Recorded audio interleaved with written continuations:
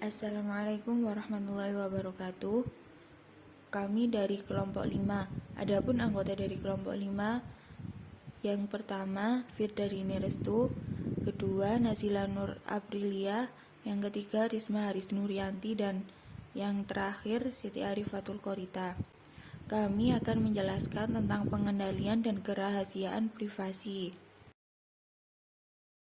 Di sini ada 3 subbab. Subbab yang pertama yakni menjaga kerahasiaan, yang kedua ada privasi, dan yang ketiga ada enkripsi. Untuk subbab yang pertama yaitu menjaga kerahasiaan. Langkah pertama untuk melindungi kerahasiaan informasi dari sebuah bisnis ialah mengidentifikasi dan mengklasifikasi letak dari informasi tersebut.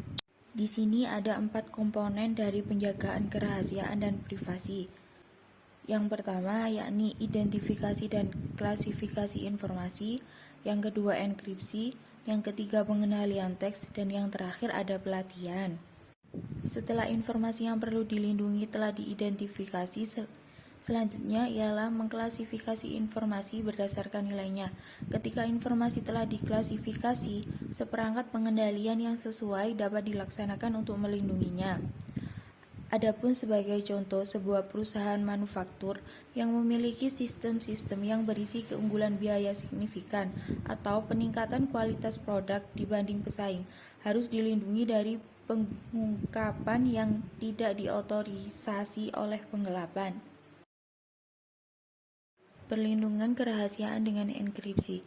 Enkripsi ialah alat yang sangat penting dan efektif untuk melindungi kerahasiaan. Enkripsi juga merupakan bagian yang diperlukan dari Defense Dab untuk melindungi informasi yang disimpan dalam situs atau di dalam sebuah cloud dab. Namun, enkripsi bukanlah sebuah obat yang manjur. Beberapa informasi sensitif sesungguhnya merupakan petunjuk praktis seperti shortcut proses mungkin tidak disimpan secara digital sehingga tidak dapat dilindungi dengan enkripsi. Selain itu, enkripsi melindungi informasi hanya dalam situasi tertentu. Mengendalikan akses terhadap informasi sensitif. Yang pertama, ada perangkat lunak Information Right Management atau IRM Manajemen Hak dan Informasi.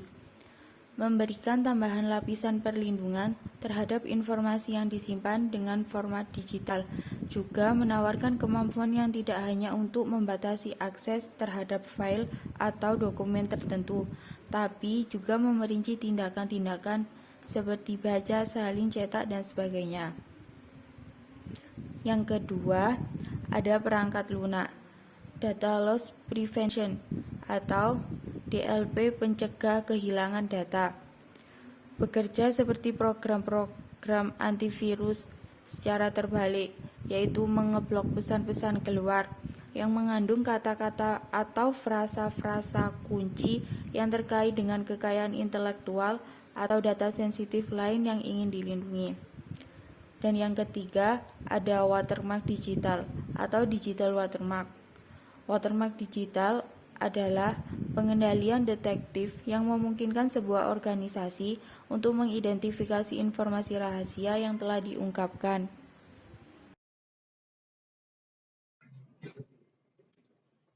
Privasi, kekayaan intelektual seperti rencana strategis, rahasia dagang, informasi, biaya, dokumen legal, dan peningkatan proses harus dijaga kerahasiaannya, karena merupakan keunggulan kompetitif dan kesuksesan jangka panjang suatu organisasi. Langkah pertama adalah mengidentifikasi letak informasi disimpan dan orang yang mengaksesnya. Contohnya, sistem otomatisasi pabrik berskala besar pada perusahaan manufaktur harus dilindungi karena memuat instruksi yang memberikan keunggulan biaya maupun kualitas produk. Langkah kedua adalah mengklasifikasi informasi untuk organisasi berdasarkan nilainya.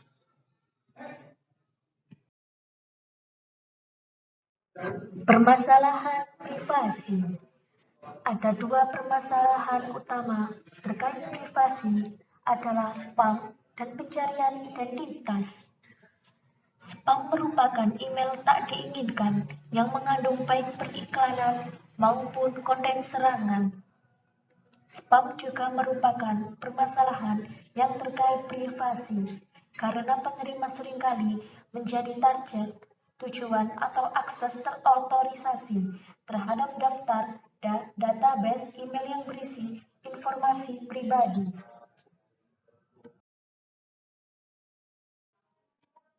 Guna menghadapi masalah tersebut, Kongres Amerika Serikat menetapkan Controlling the Assault of Non-Solicited Pornography and Marketing and Spam Act pada 2003. Undang-undang tersebut memberikan baik hukuman pidana maupun perdata atas pelanggaran hukum.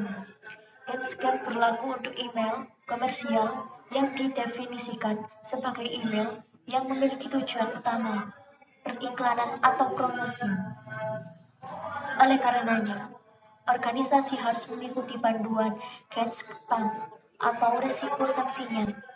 Ketentuan utamanya meliputi 1. Identitas pengirim harus ditampilkan dengan jelas di header pesan. 2. Field subjek pada header harus mengidentifikasi dengan jelas pesan sebagai sebuah periklanan atau permintaan. 3. Bagian isi pesan harus menyediakan penerima dengan sebuah tautan aktif yang dapat digunakan untuk memilih keluar dari email di masa depan. 4. Bagian isi pesan harus menyertakan alamat pos pengirim yang valid. 5. Organisasi tidak boleh mengirim email komersial ke alamat-alamat yang diperoleh secara acak dan tidak boleh membuat situs yang didesain untuk mengambil alamat email dari calon pelanggan.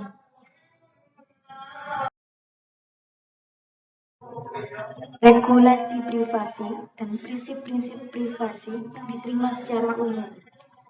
GAAP mengidentifikasi dan menetapkan 10 praktik terbaik yang diakui secara internasional untuk melindungi privasi informasi pribadi pelanggan.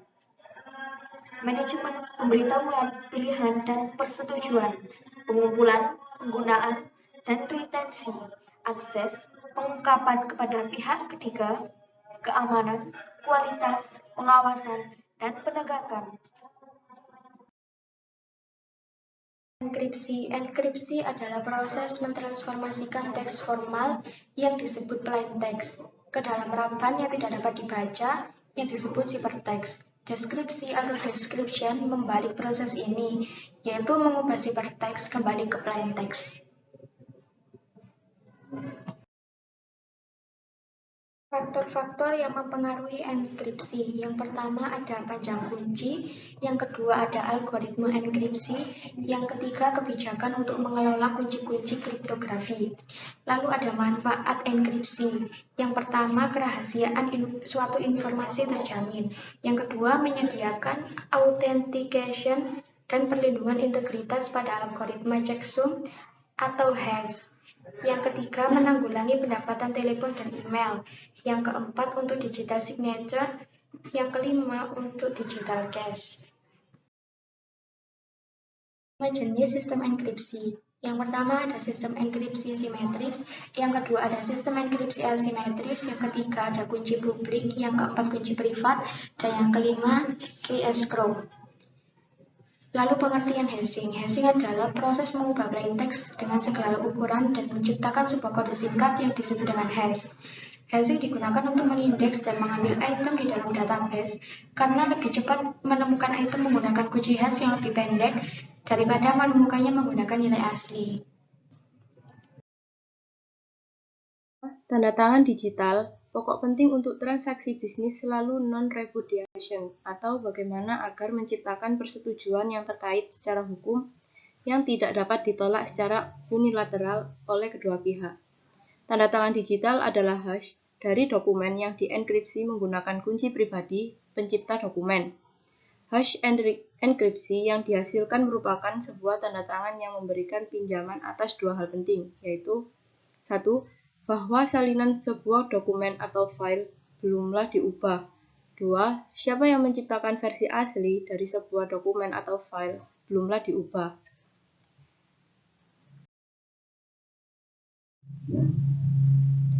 Sertifikat digital atau digital certificate adalah dokumen elektronik yang berisi kunci publik entitas dan menerangkan identitas milik kunci publik tersebut.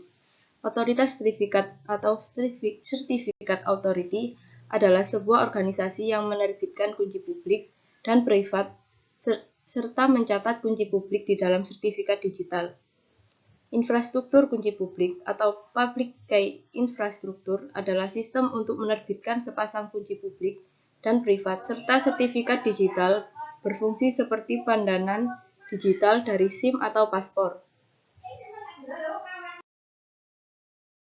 Private Network atau VPN, guna melindungi kerahasiaan dan privasi, informasi harus dienkripsi tidak hanya di dalam sebuah sistem, tapi juga ketika ia sedang dalam perjalanan melalui internet. Mengenkripsi informasi ketika melintasi internet menciptakan jaringan pribadi virtual atau VPN. Dinamai demikian karena menyediakan fungsionalitas dari jaringan aman, milik pribadi, tanpa biaya terkait saluran telepon, satelit, dan peralatan komunikasi lainnya.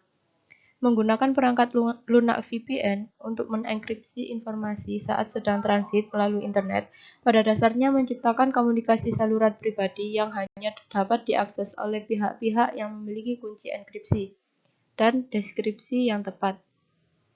VPN memastikan bahwa informasi sensitif diperlukan secara aman dan dengan cara yang dapat memberikan bukti autentiknya.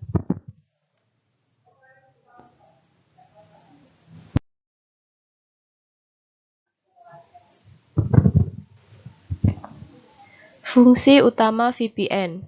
Yang pertama, confidentiality atau kerahasiaan.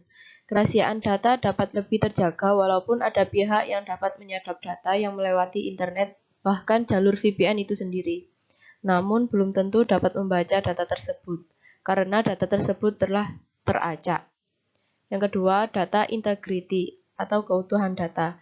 Pada VPN terdapat teknologi yang dapat terjaga keutuhan data mulai dari data dikirimkan hingga data sampai di tempat tujuan. Yang ketiga, origin authentication atau autentikasi sumber. Teknologi VPN memiliki kemampuan untuk melakukan autentikasi terhadap sumber-sumber pengiriman data yang diterimanya. VPN akan melakukan pemeriksaan terhadap semua data yang masuk dan mengambil informasi dari sumber datanya. Sekian dari kelompok kami, kurang lebihnya mohon maaf. Wassalamualaikum warahmatullahi wabarakatuh.